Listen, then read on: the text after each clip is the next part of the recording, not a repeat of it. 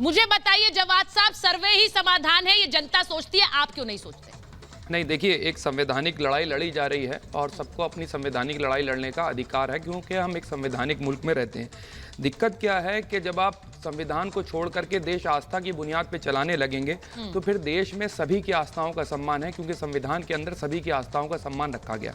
मैं इसका दूसरा एक पस मंजर भी देखता हूँ, इसके पीछे की सियासत को भी देखता हूँ, क्योंकि मैं पॉलिटिक्स को जानता हूँ और देखता हूँ। बहुत वक्त से आपने देखा होगा कि भारतीय जनता पार्टी के लोग जो हैं वो टीवी डिबेट्स पे नहीं आ रहे थे ज्ञानवापी के मुद्दे पर। अचानक से क्या होता है कि माननीय योगी आदित्यनाथ जी, चुना हुआ मुख्यमंत्री जो है, वो आकर के एक स्टेटमेंट देता है। भाई, कोर्ट के अंदर मामला सब जुडिस्ट है। मैं जवाब साहब करेक्ट नहीं है, मैं आपको बता दूं। नहीं, क्योंकि आदित्यनाथ जी करते हैं आप नहीं, आप कंटिन्यू करेगा, लेकिन फैक्चुअली करेक्ट इसलिए नहीं है क्योंकि ज्ञानवापी पर प्रवक्ता आते हैं, जिस बार नहीं आते हैं मैं आपको सीधे आपसे देखिए क्या है, लेकिन वो आते हैं।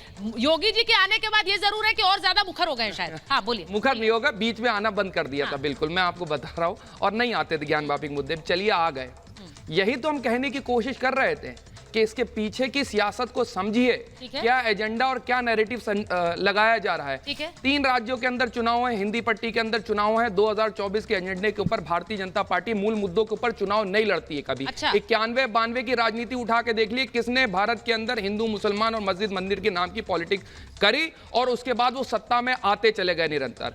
और आज से एक बार फिर जो पहले पर्दे के पीछे से होता था, अब वो खुलेआम मंजर पे आकर के खेलने की कोशिश कर रहे हैं। वही ध्रुवीकरण की राजनीति कोशिश कर रहे हैं। विनोद बंसल जी देना चाहते हैं, हालांकि अनिला जी से मुझे जवाब लेना है, लेकिन विनोद जी क्योंकि हाथ खड़ा कर रहे हैं, विनोद जी आप बता दीजिए। वो कह रहे हैं कि सिर्फ और सिर्फ पॉलिटिक्स है बीजेपी की 2024 के लिए। देखिए, इन्होंने सब कुछ बोला, लेकिन आपकी बात का जवाब नहीं दिया। प्रश्न ये है कि देखिए, जब मूल जो है, मूल से भागना, सत्य को चुराना और सच्चाई को ढकना, ये इनकी पुरानी प्रवृत्ति, प्रकृति और संस्कृति है। आखिरकार इससे कब तक छुपेंगे, मैं ये कहना चाहता हूँ।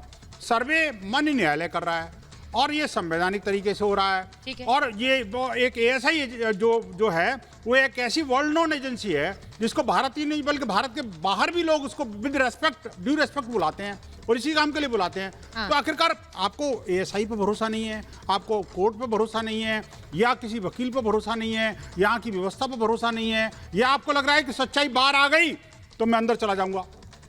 ये जो मानसिकता है ना जी, अब आपको त्यागना पड़ेगा।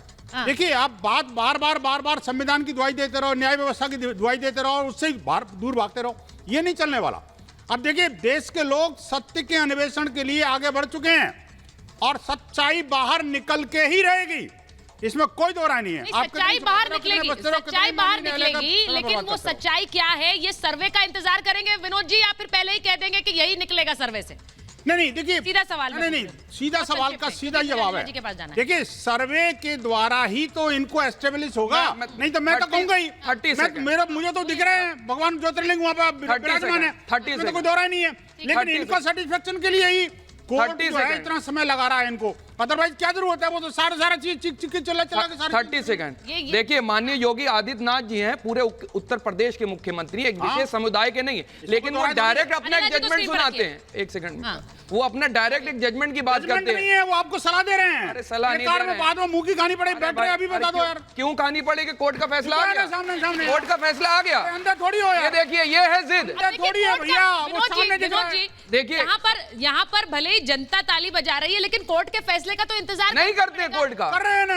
अच्छा, बाबरी आपको संतोष दिलाने के लिए ये हो रहा है। बाबरी मस्जिद के दौर, सुनिए, आज कोर्ट की बात कर रहे हैं, बाबरी मस्जिद। पहले अनिला जी के बाद चले जाओ, सबको